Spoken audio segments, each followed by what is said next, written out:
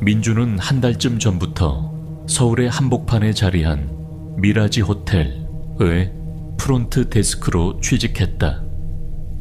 처음에는 2주간의 무급 인턴 기간을 버텨야 했지만 그에게는 그럴 만한 이유가 있었다. 2학년 대학생인 그에게는 병원비가 급히 필요했기 때문이다. 민주는 어렸을 때부터 몸이 좋지 않은 어머니를 누구보다도 사랑했고 어떻게든 치료비를 마련해 드리겠다는 다짐을 늘 안고 살았다. 의사들은 양쪽 의견이 달라 추가 검사를 이어갔지만 결론을 내리지 못했다. 어떤 의사는 수술이 필요하다고 했고 또 어떤 의사는 약물 치료만으로도 충분하다고 했다. 어떤 의사들은 이미 장례 준비를 권고하기까지 했다. 아들아, 날 그냥 좀 놔두렴. 저렴한 요양원 하나 알아보고 내 인생이나 살아. 어머니 김정숙 가명은 그렇게 말했지만 민주는 꿈쩍도 하지 않았다. 엄마, 꼭 돈 만들어서 치료해 드릴게. 민주는 그렇게 다짐했다.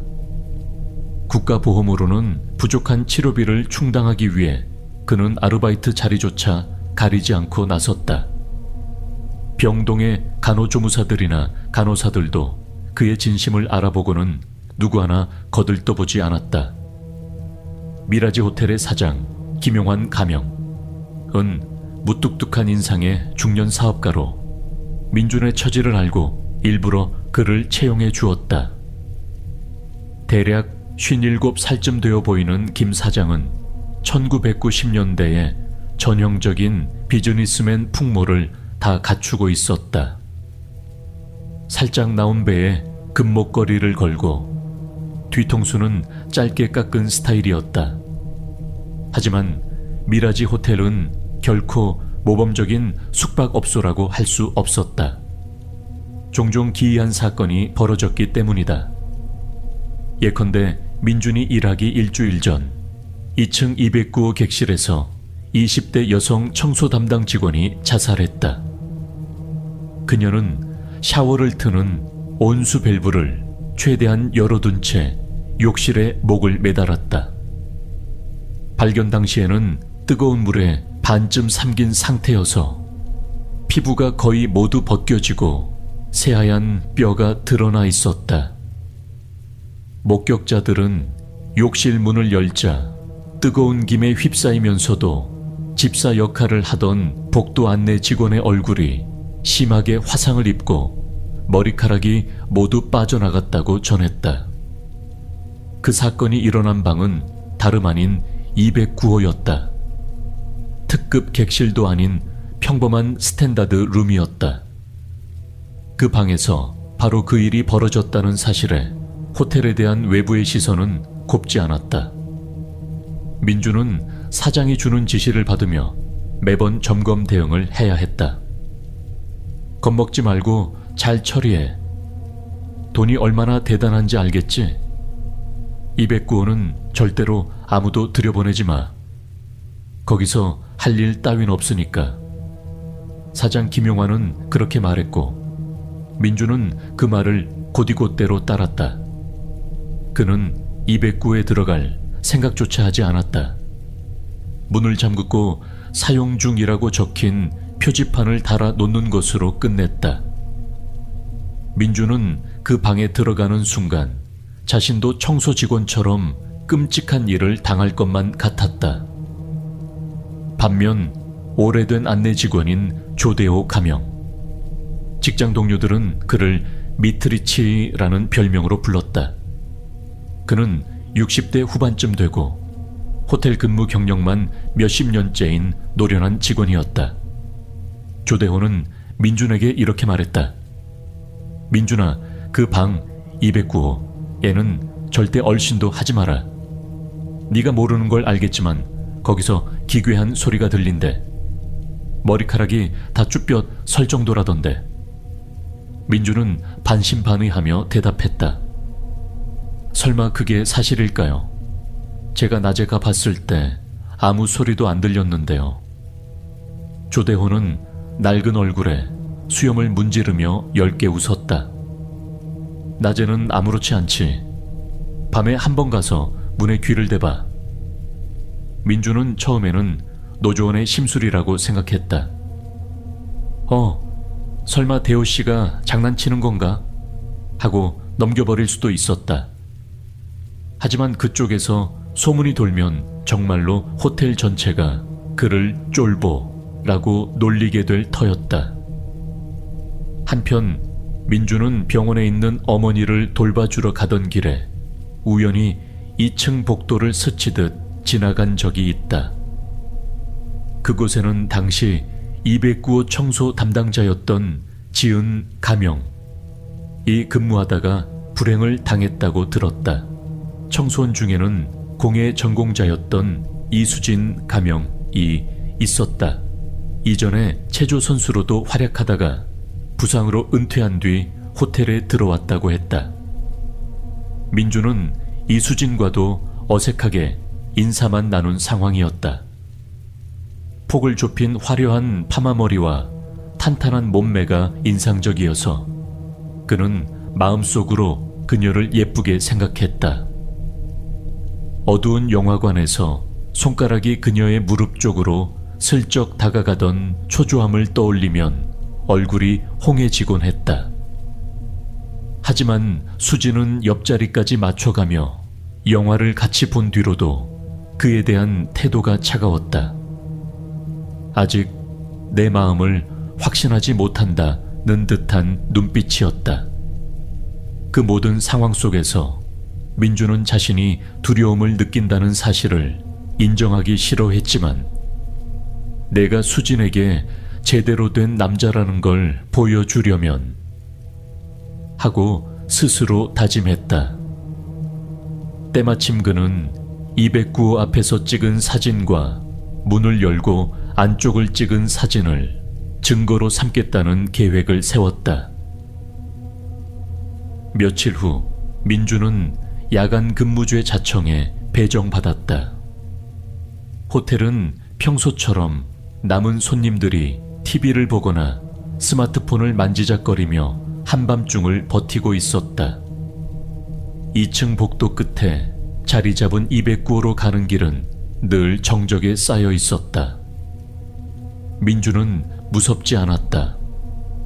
전날 밤 그는 병원에서 어머니 상태를 확인하고 돌아왔는데 의사들이 회복 가능성은 희박하지만 아주 약간의 희망은 있다는 말을 전해왔다. 그 작은 희망이라도 어머니에게는 큰 기쁨이었다. 수진과의 관계도 진전이 있었다.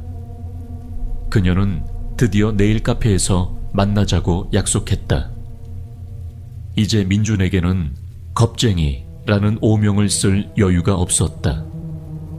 209호가 그저 평범한 방일 뿐이라고 스스로를 설득했다. 그 방에서 청소원이 자살했지만 그것도 우연의 일치야. 다른 방에서도 얼마든지 불행한 사건이 벌어질 수 있으니까. 그는 복도 끝에 선 채 희미한 복도등 아래 반짝이는 황동 문패를 바라봤다. 209호 문 앞에는 낮게 걸린 안내판이 사용 중이라고 달려 있었다. 민주는 조심스럽게 귀를 대보았다. 전혀 소리도 안 들리네. 그가 문을 열어두면 좀 끔찍한 일이 벌어질까봐 주저하고 있을 때 복도 건너편에서 갑자기 누군가 낯익은 목소리가 속삭였다. 나를 내보내줘. 이를 들은 민주는 소름이 돋아 뒤로 한 걸음 물러났다. 분명 209호가 비어있다는 사실을 그는 알고 있었다. 이거 말도 안 돼. 분명 내 귀를 의심하는 거야. 그 순간 문 손잡이에 달린 사용 중 표지판이 송글씨로 크게 위아래로 찢겨 있었다. 마치 무슨 문구라도 지우려는 듯이 일부러 헤집어 놓은 모양이었다. 손잡이에는 희끗희끗 번진 긁힌 자국이 있었다. 민주는 얼굴에 식은땀을 흘리며 속삭였다. 아무래도 환청이겠지. 분명히 환청이야. 하지만 어둠 속에서 또렷한 목소리가 들려왔다. 열어. 그냥 열어줘. 네가 그렇게 쉬울 거라 생각해?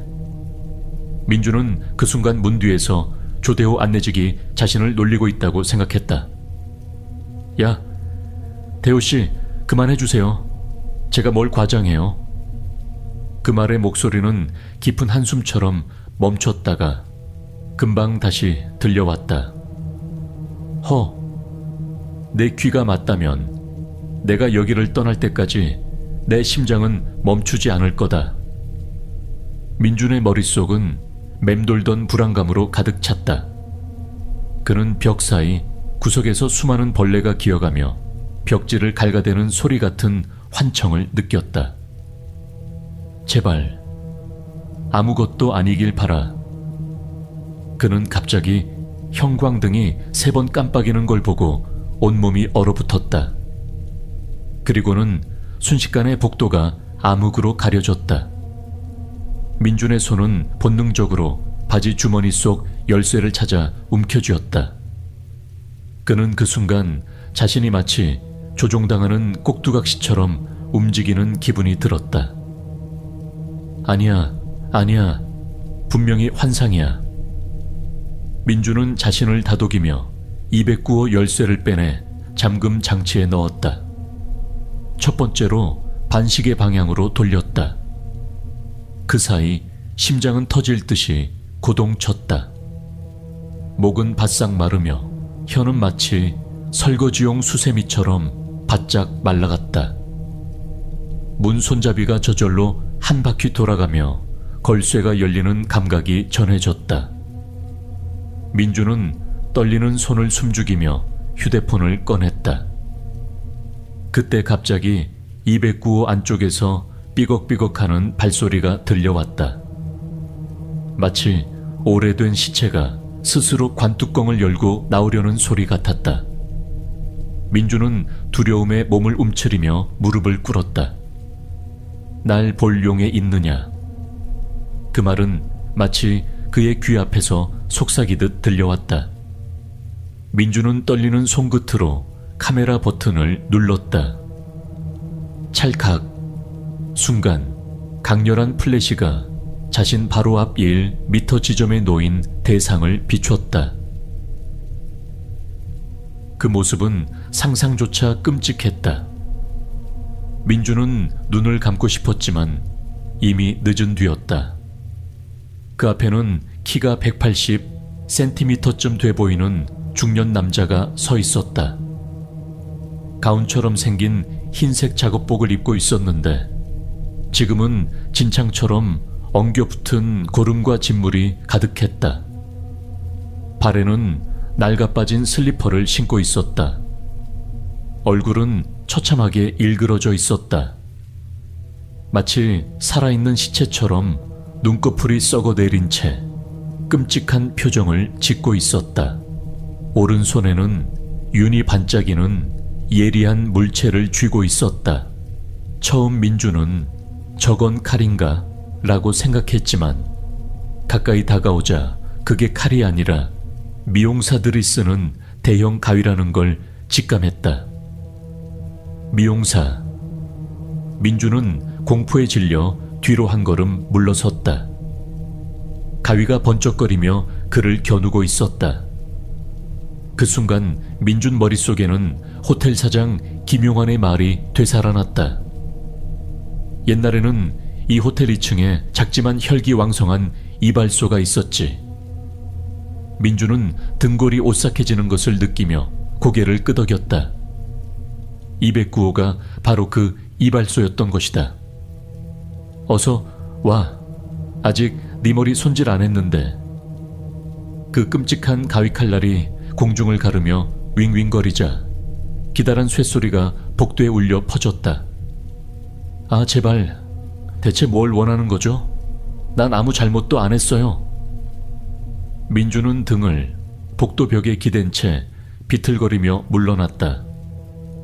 머리 손질 내가 해줄게. 그 음산한 웃음 속에서 가위는 마치 살아있는 생명체처럼 움직였다. 민주는 곧장 복도 끝 계단으로 달리기 시작했다. 자신을 따라올 수 있는 죽은 시체일 리가 없다고 믿으며 전력 질주했다. 하지만 계단에 닿기 불과 몇 발짝 전 갑자기 누군가가 그의 왼쪽 다리를 비집고 들어왔다. 민주는 고통스럽게 비명을 질렀다. 아! 그가 다리 밑을 내려다보니 녹슬어 반들이 벼룩 같은 가위날이 박혀 있었다.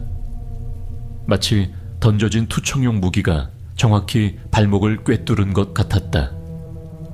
민주는 고통에 얼굴이 일그러진 채 복도로 쓰러졌다.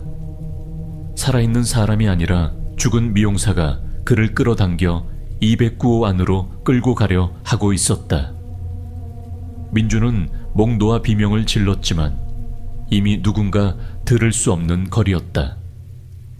제발, 어떻게든. 하지만 미용사는 시커먼 웃음을 터뜨리며 그의 머리카락을 무참히 잡아당겼다.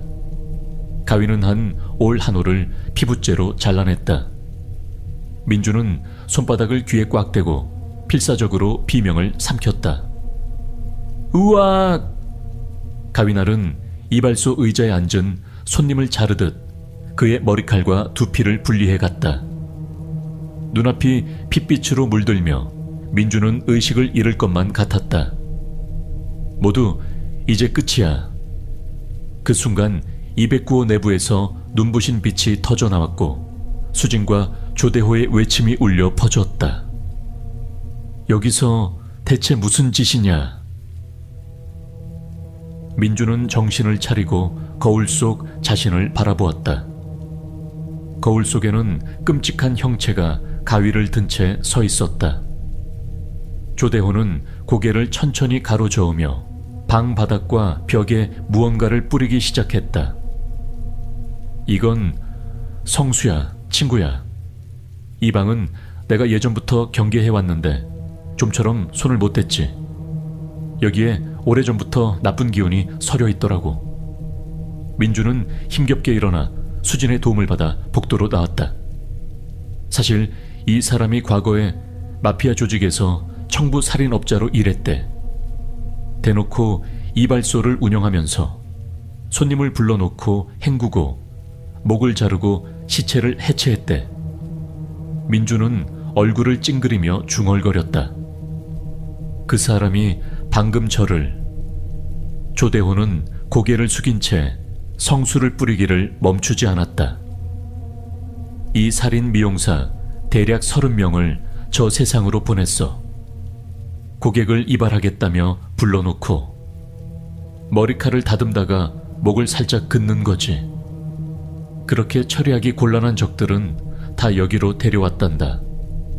무료 커트권이란 미끼로 데려오는 거지. 그는 방 열쇠를 집어들고 209호 문에 꽂았다. 저 안에서는 뭔가 으르렁거리는 소리가 들려 마치 죽지 못해 떠도는 홀령 같아. 조대호는 고개를 끄덕이며 문을 힘껏 닫았다.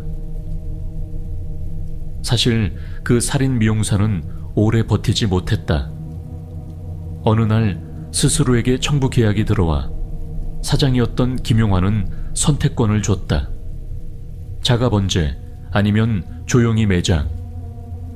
미용사는 결국 스스로 가스에 몸을 맡겼다. 그 뒤 그의 시체는 여러 구역에 나누어 묻혔다. 209호 이발소는 셧다운되었고 가위 장비는 모두 치워졌다. 얼마 뒤 김용환은 더 이상 범죄와 얽혀 살지 않겠다며 개보수를 했다. 숙소를 전면 리모델링해 세련된 호텔로 변신시켰다. 하지만 사건 이후 209호에서는 이상한 소문이 끊이지 않았다. 청소원이 자살하거나 관리자가 자신의 방에서 목숨을 끊는 등 기이한 불상사가 반복되었다. 결국 김용환은 찬란한 불길이라도 끊어내고자 209호를 봉인하기로 결심했다. 그 방은 영업용으로 쓰지 않기로 한 채 문을 폐쇄해버렸다. 그런데 이상하게도 어느새 누군가 그 방에 들어가서는 또다시 불행한 최후를 맞았다. 조대호는 평소부터 209호를 주시해왔고 민준이 그 방을 탐색하려 한다는 소식을 들은 뒤에는 그를 미끼 삼아 그곳의 악귀를 불러내기로 결심했다. 결국 조대호는 성수를 뿌린 뒤 곧바로 사제를 불러왔다. 사제는 곧장 209호 문 앞에 봉인 의식을 치렀다. 그리하여 악귀는 영원히 그 방에 갇히고 말았다. 한편 민주는 병원에 열흘 동안 입원해 있었다. 어머니가 퇴원하던 날 온갖 치료비를 김용환 사장이 전부 보상해 주었다. 머리에 남은 흉터 때문에 의사들은 민준에게 가발을 권했지만 오히려 민준은 그게 낫다고 웃어 보였다. 수진 씨 앞에선 언제든 괜찮아 보여야 하니까요. 이제 전 아예 영웅이죠. 저 방에 있던 악귀를 물리치고 살아남았으니까요. 하지만 그 후 한 달쯤 지난 시점, 미라지 호텔, 은 정체를 모를 방화로 전소되었다. 방화범은 끝내 잡히지 않았고 김용환은 눈물을 머금으며 큰 손해를 떠안았다.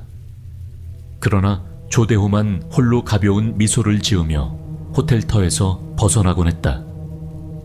그는 자신이 호텔을 악귀로부터 완전히 정화해냈다는 사실에 일말의 의심도 품지 않았다.